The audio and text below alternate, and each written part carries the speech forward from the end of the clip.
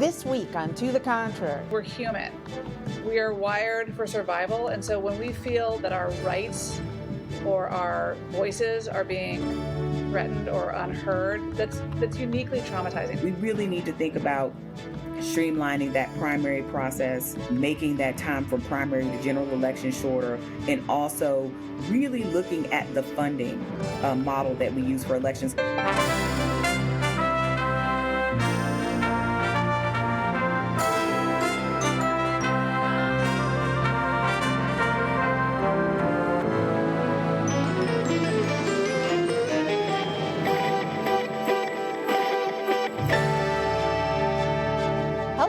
I'm Bonnie Erbet. Welcome to the Contrary, a weekly discussion of news and social trends from diverse perspectives. Election fatigue. It's a phrase many of us have now learned and unfortunately experienced. By election fatigue, I'm referring to those who feel they've been on an emotional roller coaster, cycling nonstop through anxiety, fear, and sometimes depression, while consuming what they feel is a cultural and media overload of election information. It so abounds, it's been given a name, election stress disorder. Almost 60% of Americans told the Pew Research Center last month they feel election fatigue, and only 40% told researchers they found it easy or somewhat easy to find reliable election information. With me to discuss election fatigue are two experts, Dr. Lucy McBride, a primary care doctor and podcast host, and Niambi Carter, associate professor in the School of Public Policy at the University of Maryland and author of the award-winning text, American While Black, on African Americans, immigration, and the limits of citizenship. Both of you, welcome to the show. Thank you. Thanks for having me. Thank you both for being here. Let's start with each of you defining election fatigue for me. Please start with you, Dr. McBride. What I'm seeing in my office with my own patients is physical, emotional fatigue from being in a state of vigilance. These election cycles are so long. They almost start the day after an inauguration. And the amount of information that we are consuming and the diet we're being fed of fear and outrage is exhausting. I don't think we're meant as humans to ingest this much information that's this triggering of heightened emotions. But don't we as humans have control over how much of that we pay attention to? Absolutely. We can turn the TV off. We can change the channel. We can go for a walk. We can snuggle with our pets. We can engage in psychotherapy. But particularly in the moment we're in right now, it's hard to ignore, if you breathe air, the energy. And I live in Washington, D.C., where, national news is our local news. But what I'm seeing in my patients is the physical manifestations of being in a constant state of high alert and a feeling of vulnerability and uncertainty, regardless of your politics. Does it stretch as far as like sleeplessness? Has it caused sleeplessness in people who are affected by it? Absolutely. I'm seeing patients who are not sleeping well. They're gravitating to comfort foods, to alcohol. People who are in programs for sobriety are having a more difficult time. Patients who are anxious are more anxious. Patients who have been depressed are more depressed.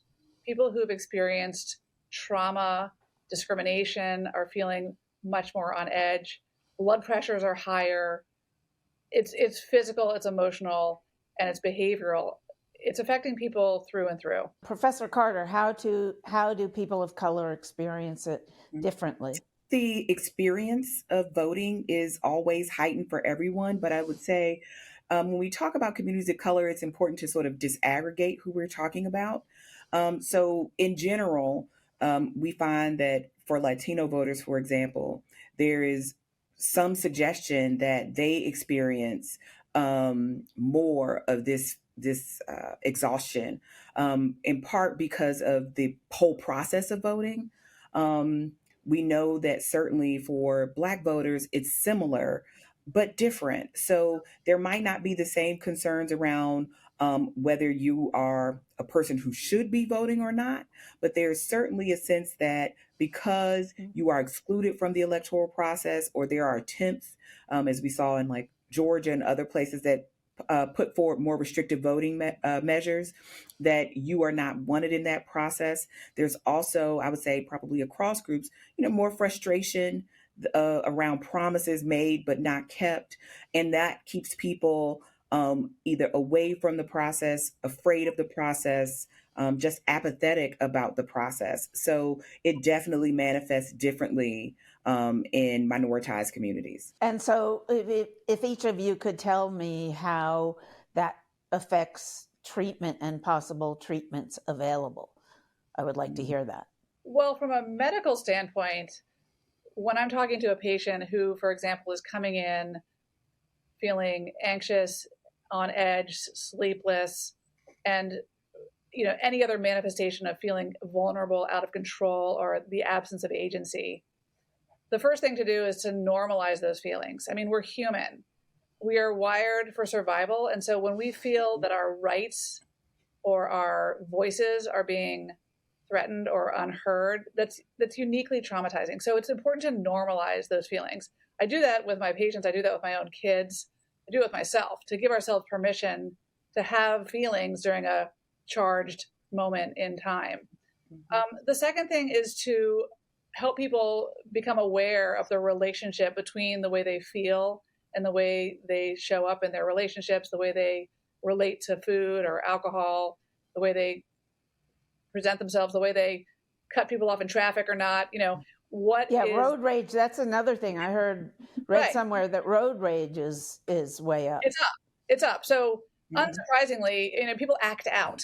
So it's important to help people improve their own self-awareness about the way that they are affecting themselves negatively and the way they may be affecting relationships, which only does harm.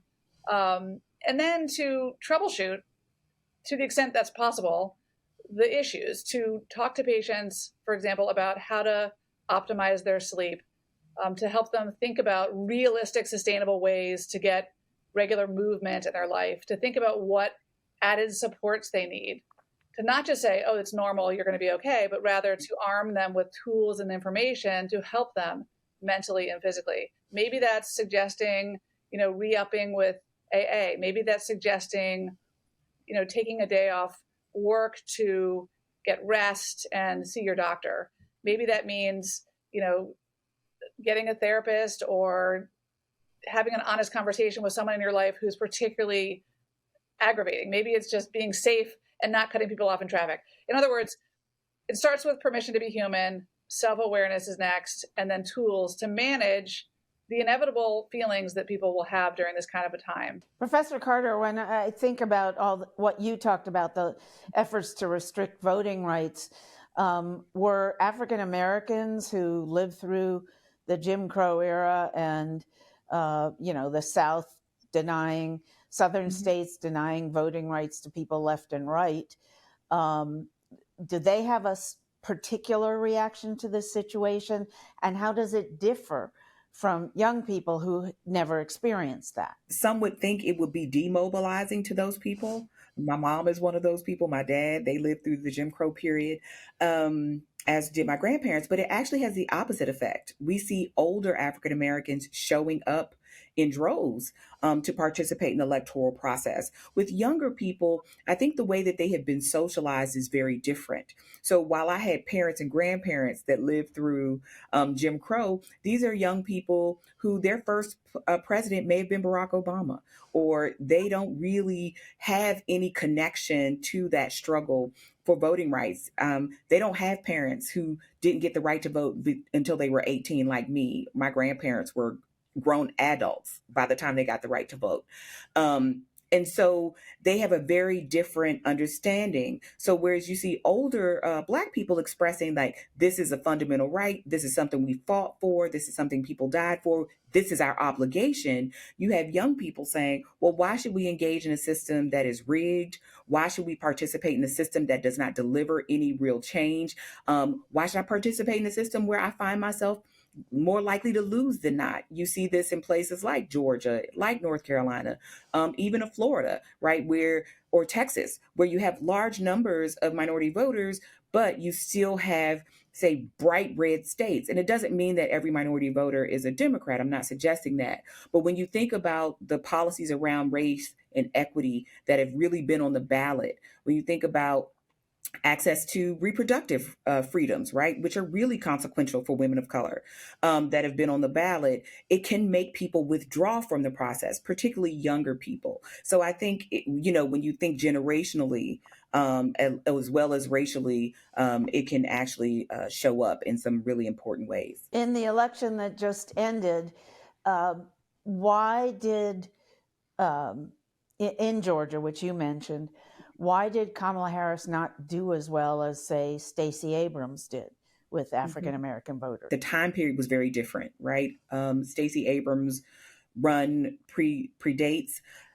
She is a daughter of Georgia, right? So her get out the vote effort was very strong in that state. The voting laws were different when Stacey Abrams ran as opposed to when Kamala Harris ran. There was also some How were interference. they? Tell me and the audience, how were they different? The more restrictive voting legislation that was put in under Kemp, which made it more, raised the bar for registration, that some people felt was specifically to disenfranchise Black voters. There was also, I believe, a decrease in the early voting period, and some changes to voting places, so that people, particularly in urban and heavily Black areas, would have to take more time to actually vote. All of those are efforts to suppress the vote, right? To exhaust people, to tire people out, to make people go home, frustrate people, even to have a cooling effect, right? To make people afraid to try to register, because they're afraid that it could be a felony if they misreport some information on their voter application. So it was a lot happening. I also think, you know, Georgia is and has been, I think, undergoing some real demographic shifts. I mean, we saw a few years ago when Keisha Lance Bottoms was running for mayor of Atlanta, she had a real challenge, and that was a heavily Black city with lots of Black mayors who predated her and hadn't had that level of challenge. So I think Georgia is changing. I also think we cannot forget that in some parts of this country, um, Kamala Harris is still considered foreign and different. And I don't mean that because of her parentage. I mean because she is from California. She is not a Southerner. She has no sort of ties to the South in that way. And I think for some people, they didn't read her as Interesting. perhaps the same kind of Black, if you will. And I know that sounds strange to some, but I also think it's clear that Black women adhered to her coalition, to the Democratic coalition, where we saw some shifts, and those 85, shifts were as very I small. recall, 85% of African American women voted for her. Right. And in the most shift you saw was in Black men. But I think it's important to say that we also saw white women who were considered moderates turning away from that Democratic coalition that got Joe Biden elected in just 2020. So I don't think it's because of African American voters in the state of Georgia that Kamala Harris did not win that state. I think it has more to do with the white voters in that state, who are the majority of the voting populace in Georgia, as they are in, Tennessee and other places. But I think Georgia is, I think, a really interesting case. And really, I would say Georgia has gotten as far as it has with minority voters because of the new voter project that Stacey Abrams helped put together, in really increasing outreach. Because one thing we do know is that people don't show up to polls if they're not mobilized. And we ask people to show up a lot in our country to vote. And that also leads to this fatigue. I would like it if each of you could comment on resilience training. It's used in the military. What is it, and how could it help people deal with election fatigue? So resilience training is akin to what I try to teach my kids, not through military techniques or tactics at all, but it's about kind of expanding and broadening your kit of coping tools. And not only having skills and tools to manage adversity and hardship, but also to lean into and breathe in the knowledge that we do get through hard things, to affirm ourselves' ability to be resilient. In other words, if you think about what we've been through collectively as a country, if you look at the pandemic, for example, I mean, that was 2-3 years of sustained adrenaline and cortisol coursing through our veins. During that time, we had George Floyd's murder. A lot of loneliness because people had to shelter at home. Yes, loneliness epidemic. People unable to witness and be with their loved ones at the end of their life. The normal landmarks of our, family and community rituals were taken away. Schools, kids were out of school for so long. The horrors that we went through as a community collectively are not subtle. Of course, everyone's pandemic experience differed, and some people suffered more than others. Some people even thrived during the pandemic. I don't know who that really was, but anyway, but what I'm saying is that if we can look back, for example, at those 3 years and recognize that we're still here, we survived. We can do hard things. We don't want to do hard things. We don't want to choose to have to go through something like that. But when we recognize that we are resilient and we have the tools that can help us get through the next crisis that inevitably will come our way. I mean, as I say to patients all the time, my job isn't to help you be happy all the time or, have perfect cholesterol and perfect blood pressure and a perfect body weight. It's to give you the tools and education you need to make healthy choices for yourself to be able to weather the inevitable storms that come your way. And that's really the nature of resilience training. It's basically life and recognizing how hard it is and how well we do when we maintain hope and a positive attitude. I think because I'm dealing with young people, many of whom this is their first engagement with the political system, and they are feeling a variety of things still, right? But what I tell them is this is not something we haven't seen before. There is the possibility to come out on the other side. And as a political scientist, I know this, and I hope they learn this, that losing is a part of the process. It's baked in. We don't always get what we want. And that's okay too, that there is value sometimes in learning how to concede, that there is still lessons to be learned. I think many times we so focus on the winning and the winners that we don't tell people how to lose. We don't tell people how to lose without being a loser, right? That there is a way that you can yield yourself to the process, right? Like we have to acknowledge and we have to give in. This is the process we have, but we don't have to give up. If we don't like the outcome, then we always have another opportunity to try again. And it may not look the same. And it may not feel good while you're doing it, but I don't think any things that they are thinking about, any of the changes that they want, are possible without hard work. You're going to stumble and you're going to fall. You can try your hardest sometimes and still don't get what you want. Like I tell them all the time, I could go out for the Olympic trials today. I'm not going to make it. I'm not fast enough. But it doesn't mean that you don't try. You just know sometimes it's going to be an uphill battle. And sometimes you may not get it at all. But you're not always doing it just for you. And nobody goes through life winning at everything. Nobody. Absolutely not. You fail more times than you win in many cases, but you learn something each time. And I hope that they understand that there is value in that too. We don't talk about it much, but I think it's the only way you know how to win is if you know how to lose sometimes. Mm-hmm. Mm-hmm. We talk a lot about mental health. Luckily, in the era we live in, and I think young people are particularly attuned to mental health, which is a wonderful thing. I think, mental health is finally having a moment, and people are more aware of its relevance to our whole health. Mm-hmm. I would say to you what I say to my patients, which is that, mental health is part of the human condition. It is inseparable from physical health. Mental health, however, does not mean being right all the time.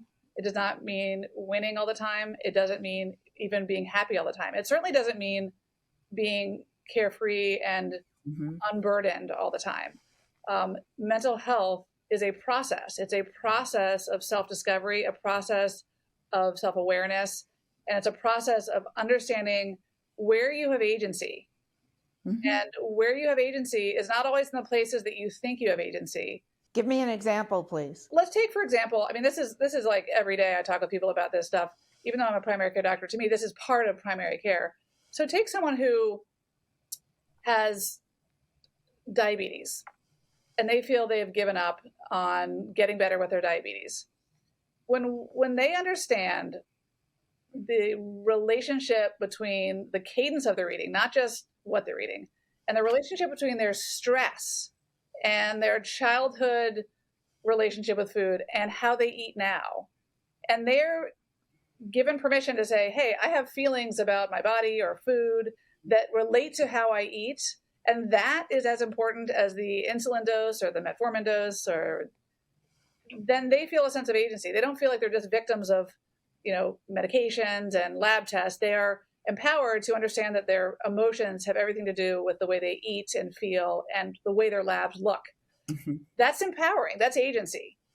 But if I were to, as a doctor, to just say, you know what, you gained weight, your blood sugar's up this year, let's just ratchet up the drugs, that's disempowering. That's what leads to apathy. And that's what is, unfortunately happening to, for example, some people who feel like they have no agency in the electoral process, that they feel like, okay, why even try? But the point is, whether it's with health or with voting or making a change in the world or with yourself, it's important to understand mental health and the process of democracy as a process. I don't think I've ever sort of come out to say that like health and democracy are the same thing, but I'm just saying they're all processes, and they're not pretty, and they're just that, processes. And it's how we learn, and it's how we engage with change, and it's how we how honest are we willing to be about ourselves and where we have agency, and on the flip side, what we have to accept, because there's a lot we have to accept we cannot control. Well, one thing we might be able to control, although I'm not sure, and other countries have laws about this, but what about a law cutting the length of the election process to 3 or 6 months? That could be useful. I mean, I think we saw what Kamala Harris was able to put together with about 3 months to go. And I think that is inspiring, especially when we consider that, Donald Trump has been running for 2 years. And at the time that he withdrew from the race, Joe Biden had been running for almost a year and a half. So these are very, very long periods of time. I think it can work, but other things have to happen too. One, we also have to put in some fundraising limits, because a lot of those places with shorter election cycles also make a public funding of the campaign mandatory. And I think that's important, because part of the reason the campaign cycle is so long is because it takes huge sums of money to run not just presidential campaigns, but congressional elections are becoming more expensive. I mean, it was like $1 billion that Kamala Harris raised in this amount of time. Part of the reason that window is so long is because you need to run in a primary and a general. And because states are trying to get more attention, so they want their primaries earlier and earlier, these candidates have to announce earlier so they can put together infrastructure, to run in the primaries in Iowa and Nebraska and all of these places. So it actually is sort of baked into the process. So I think if we want to have a better outcome, we really need to think about streamlining that primary process, making that time from primary to general election shorter, and also really looking at the funding model that we use for elections. Because while candidates can take advantage of a public funding option, they're going to be at a disadvantage because they're going to have significantly less money. And we've seen, all recent candidates decline the public funding option because they can just raise so much money privately. So I think a few things have to happen. I don't think it would be a bad idea. It'd probably be better for all of our mental health if we did have a shorter election cycle. But I don't know what the will is going to be. And that's going to be not just from the candidates themselves, but also the political parties, because they have a lot to do with how elections run. They're in charge of running primaries. for example. The candidates will have to run differently, right? So you can, when you pay taxes, right? They were like, do you want to donate to this fund? Yeah, I think it would stop being opt-in, but it doesn't have to be a huge amount of money. But that does mean how we do campaigns would have to change tremendously, right? That might mean, the private planes might have to go. That might mean fewer stops. That might mean, fewer boots on the ground, no more consultants or fewer consultants, right? Because the consultant class is making a lot of money here. The types of advertisements people are investing in, it would change the nature of the way people run right now. Well, thank you both for this very enlightening on both of your parts. Thank you, Dr. Lucy McBride and Niambi Carter, Associate Professor at the University of Maryland. That's it for this edition of To the Contrary. Keep the conversation going on our social media platforms. Reach out to us at To the Contrary and visit our website, the address on the screen. And whether you agree or think to the contrary, see you next time.